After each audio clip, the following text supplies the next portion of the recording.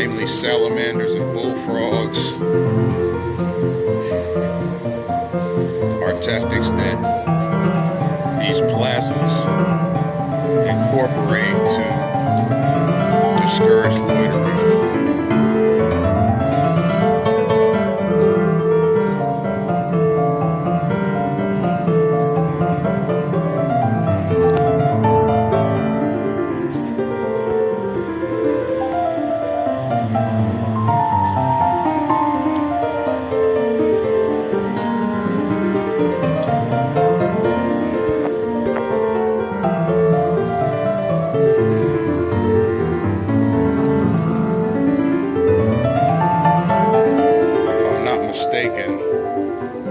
Reptiles are nocturnal creatures, which means that they're active at night.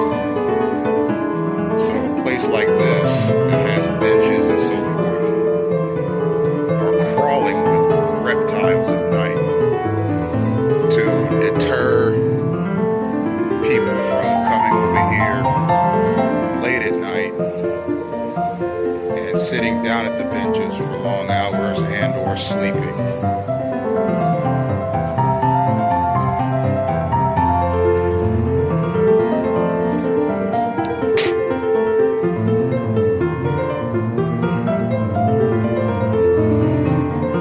I'm curious what Hutchinson Beach looks like. That'll probably be my next move. I can't quite remember which way it is from here, but I think it's to the right of this stop sign coming up. As you can see, we've been getting heavy rain in South Florida. Yes, that is flooding to my immediate left.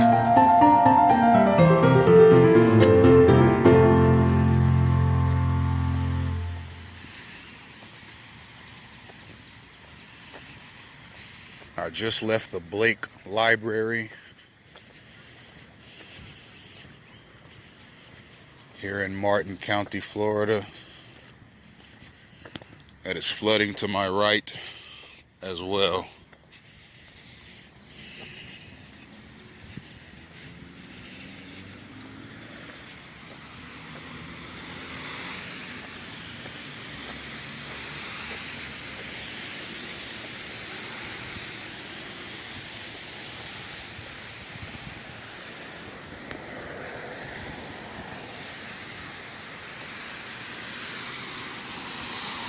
This is Ocean Boulevard. I know for a fact that the beaches are all east in South Florida and throughout Central Florida.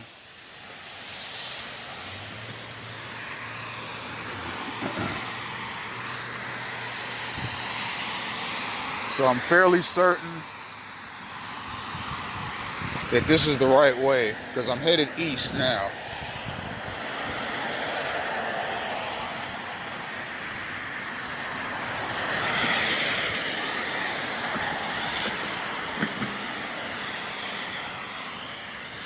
I have 22 minutes of recording time left. Be expecting vehicular gang stalking activity as I walk.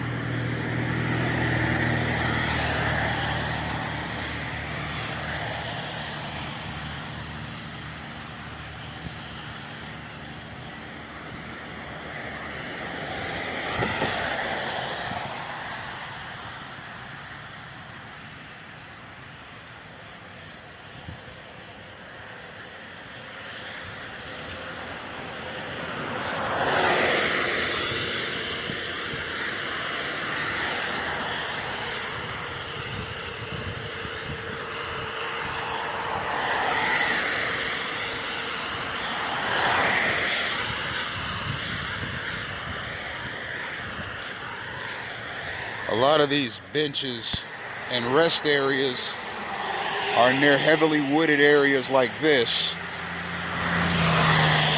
because heavily wooded areas are prime locations for reptiles to live in. That bench over there has less of a wooded area, so it probably sees less reptiles at night. But there are times where at night I like to rest at areas such as these. And it's nice to come to one where there aren't reptiles, mosquitoes, caterpillars, moths, and other creatures swarming the area.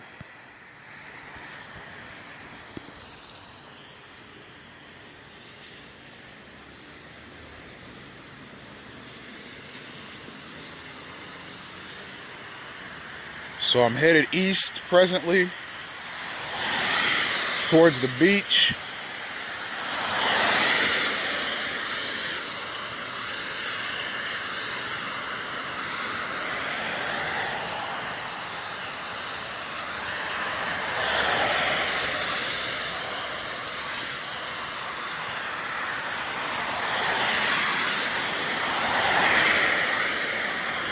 If I am being tailed by any number of intelligence, military, state, federal, or local law enforcement, or private security firms, in addition to churches, they all ought to be ashamed of themselves.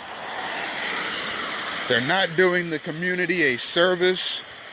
They're not doing me a service. And they're not doing themselves a service. It's fascist hate activity, and it has no place in American society. I'm willing to suspect that most Americans have limited to no knowledge whatsoever of the gang-stalking practice. I'd like to get this car behind me. It approached right as I was crossing that crossway. There's a Martin County Sheriff's vehicle, that white SUV that just passed. There's another one, a white vehicle.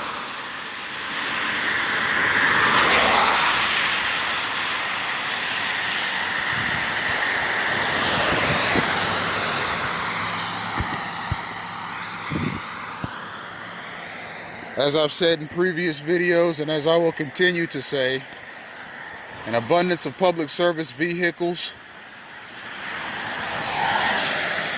are a hallmark of gang-stalking activity. A targeted individual sees an abundance of these vehicles, and the employees themselves may or may not know that they're involved in a gang-stalking campaign. But what I will say is that gang stalkers themselves are emboldened by the presence of public service vehicles. That is why I believe they appear so often when gang stalkers are around a target. The gang stalkers are very likely recruited into gang stalking by law enforcement and semi-law enforcement bodies, which is why they do it so confidently.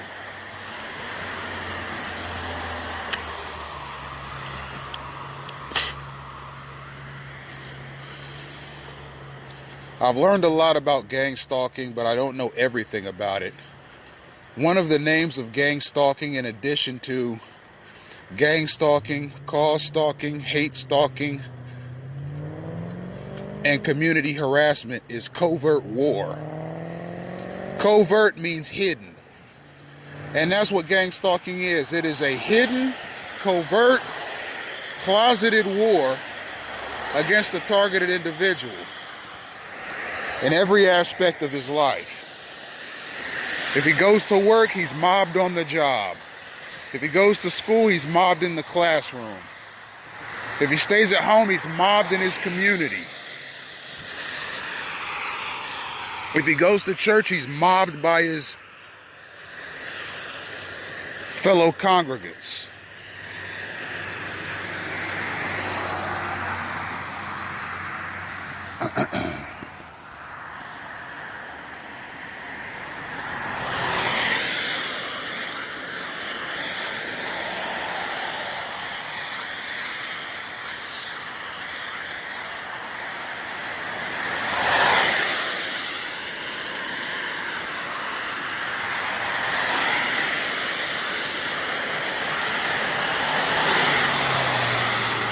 It's slightly drizzling outside, but nothing I can't handle.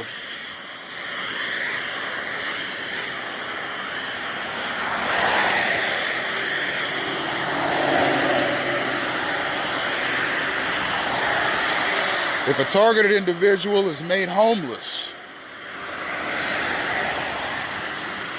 he can't go to a shelter because he will be stalked inside of the homeless shelter.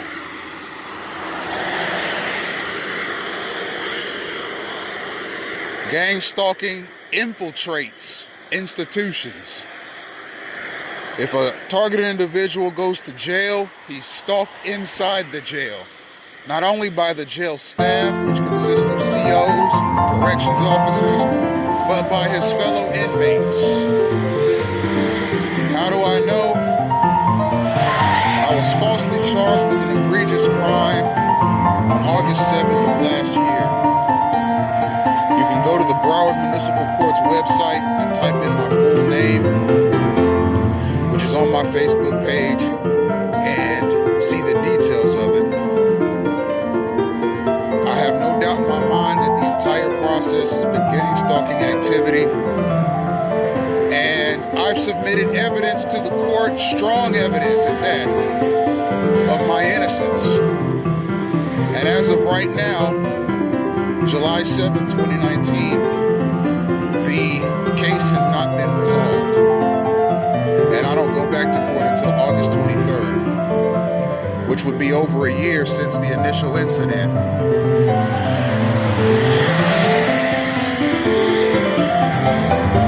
I believe the charges will be dropped due to insufficient evidence and a number of other factors. The officers that dealt with me that night were not professional. They were not professional in the initial arrest. They were not professional at the sheriff's substation, where the complainant actually came while I was locked up in a very small cell to drop the charges.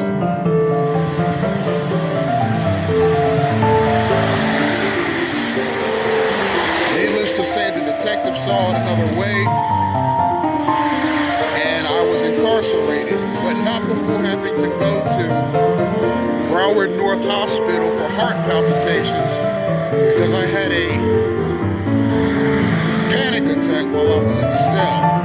Claustrophobic, and the cell was the smallest one they had, and there was nothing in it but basically four walls. The door had an extremely small window in it, and it was facing the main lobby, I guess you could call it the lobby area where the sheriff's deputies and so forth conduct their business. And there was a bench in there, nothing else. And being claustrophobic, I started getting dizzy and I started having heart palpitations. And I nearly collapsed in the cell. And I went to the hospital and was handcuffed to the bed, and the sheriff's deputies were very abusive, physically and verbally. And I experienced quite a bit of gang stalking that night, not only by the deputies, but by the hospital staff. That was synchronized space crowding, and I'll have you know it's synchronized because the very second I got to this spot where there's a puddle of water, see that? He drove over it with his bike. Now, he didn't get me wet, but the point was to get me wet. That's how synchronization works. The targeted individual makes a move, and then the gang stalkers make a move right when he makes a move, but it's done in a precise manner so as to obstruct, harass, and irritate the targeted individual.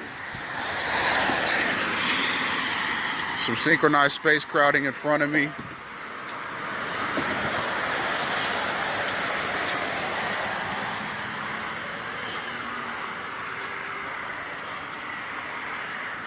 Okay, it appears I'm leaving. It appears that I'm leaving the city of Stewart.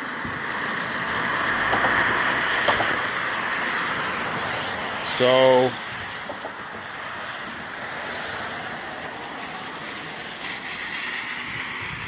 some more synchronization there. Again, there'll be no cars coming either way. See that? No cars coming either way. But the second I get to this spot, there's a car swerving over in front of me. That's synchronization. I'm timed. My location, direction, and speed are all timed in relation to the stalker's location, direction, and speed. It's very precise. And the stalkers themselves are taking orders from somewhere. That's the Evans Crary Senior Bridge, designed by the 1965 legislature of Florida. So that's what I'm about to cross.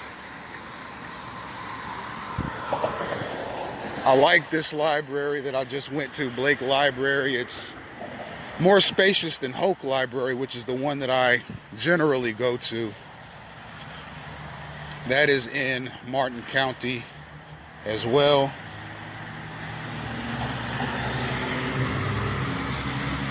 I'm going to show you how gang stalking works.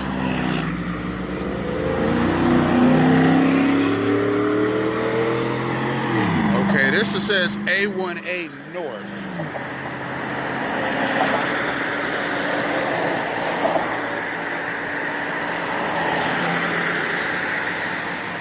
So that means I'm not necessarily going east.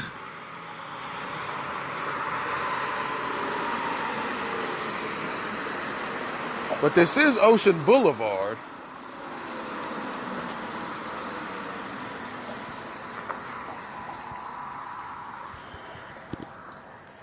I'm gonna keep walking. If I have to come back then and make another change, I will. Okay, and I want to get this creature. Look at this thing. That is a salamander from hell. And in Jensen Beach, those things grow to ungodly sizes. And in Jensen Beach, you see them climb up and down telephone poles. And they look like people climbing a telephone pole. Okay, they look like tiny people climbing a telephone pole. I mean, they don't even look like lizards anymore when they get that big. And they climb up and down, and their legs and arms move up and down when they're climbing the telephone pole like a person's arms and legs look. It's a truly ungodly sight. I don't always have enough storage capacity on my phone to capture them.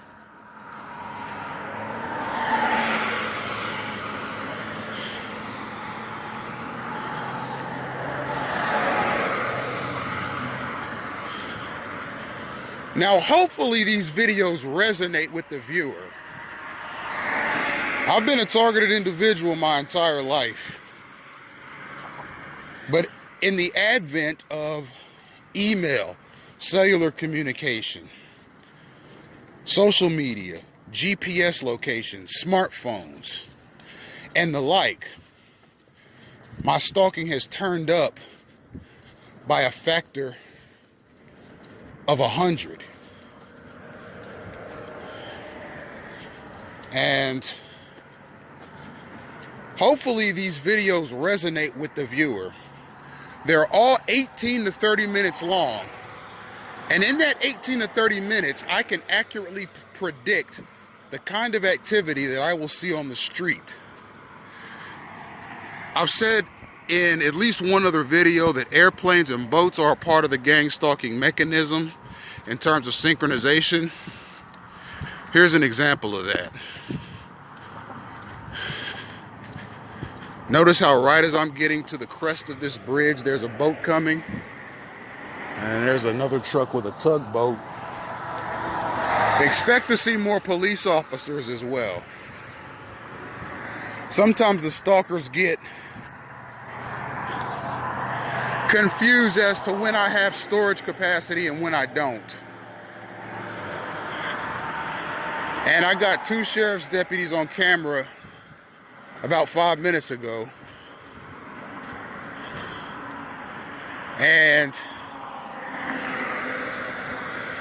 the stalkers don't like when I beat them to the punch. But that's too bad. Filming anywhere in the United States is legal, so long as you're not trespassing. And I've been accused of that a few times here in Florida. I got all instances, officers' names, and citation numbers saved to Google Drive. 5 minutes of recording time left. We'll see what's on the other side of this bridge here. Here are 2 benches that look, by and large, these benches are dedicated to Evans and Tally Crary, a wife of noble character. Is her husband's crown. Proverbs 12 and 4. So those are nice benches and look comfortable, and they're in a nice area. But there are very likely giant fire lizards like we just saw that crawl from side to side on the side of this bridge here, that rear their ugly head if somebody stays over there too long. I've said in previous videos that animals are a part of gang stalking, as is the weather. There's a program in existence called HARP, where laser beams are aimed at clouds and can cause rain, sleet, hail, or snow. There are wind machines, very powerful wind machines, that can change the direction and intensity of the wind. And cold weather, even in a place like Florida, can be engineered by blocking out the sun, using these wind machines to push the clouds underneath the sun's rays so that they did not reach the ground. Yes, HARP is a documented project. You can look it up anywhere.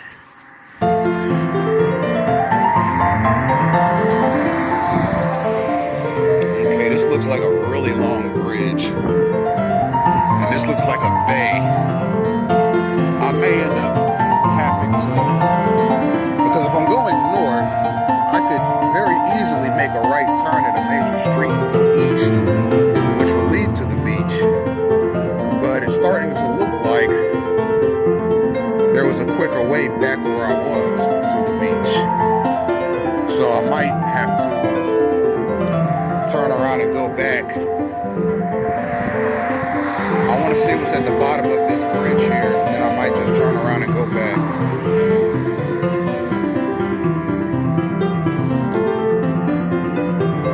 But this recording was not in vain. I was able to get quite a bit of gang stalking on camera. It is a draconian, annoying program, and whoever drew it up and implemented it ought to be ashamed of themselves. It does not add to national security, and the punks that execute it couldn't execute it well enough on terror threats or potential school shooters or other modern day terrorists like Timothy McVeigh, the Tsarnaev brothers, and the like. But me, a man with no criminal record whatsoever,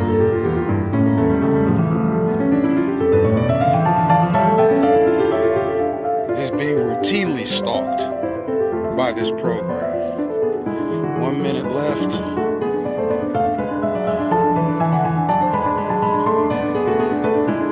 Yeah, I'm going to end up having to go back. This bridge. There's another long extension way off in the distance. See that? It almost looks like a roller coaster. This bridge leads over that bridge. And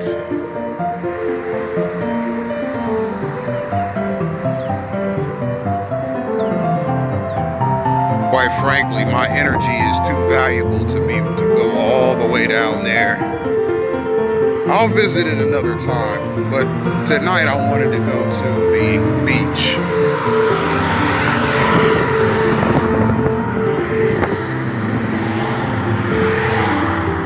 So I'm going to walk back over the bridge, over back to where I was.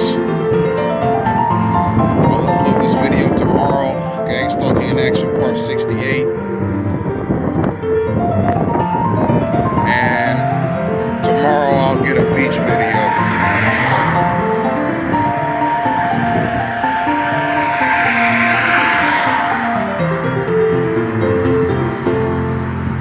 Notice the abundance of synchronized vehicles on this bridge.